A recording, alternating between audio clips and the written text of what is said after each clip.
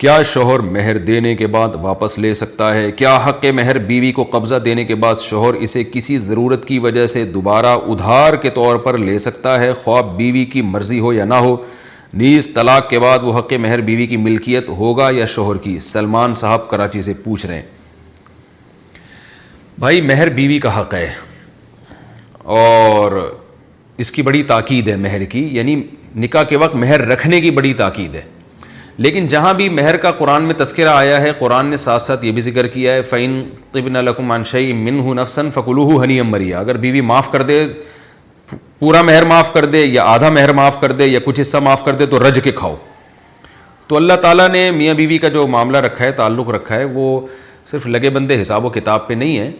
आप बेगम को पूरा मेहर दें और अगर वो माफ़ करना चाहे दिल की खुशी से तो पूरा मेहर माफ़ कर दे, आधा माफ़ कर दे, 1/3 माफ़ कर दे, या वो वही मेहर आपको बतौर कर्ज़ के दे दे या गिफ्ट कर दे, हिबा में दे दे, वो बेगम की मर्ज़ी है। आपके अपनी बेगम से कितने अच्छे ताल्लुक़ात हैं ये आप मुझसे ज़्यादा अच्छे जानते होंगे, लेकिन उसकी मर्ज़ी के बगैर ना उधार ले सकते हैं कि ज़बरदस्ती आपने ड्रॉ से घुस के उसका सोना निकाला और बेच के उधार के तौर पर इस्तेमाल कर रहे हैं।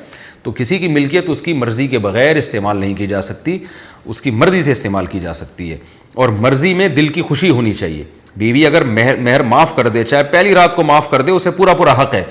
बाज़ दफ़ा औरत इसलिए भी माफ़ करती है कि शौहर का दिल बड़ा हो जाएगा और वो बीवी से मोहब्बत करेगा। तो शौहर को चाहिए कि फिर वो दिल बड़ा रखे और बेगम से मोहब्बत करे, वो अगर वो इस जज्बे से उसने माफ़ किया है। लेकिन ये औरत को हक़ है।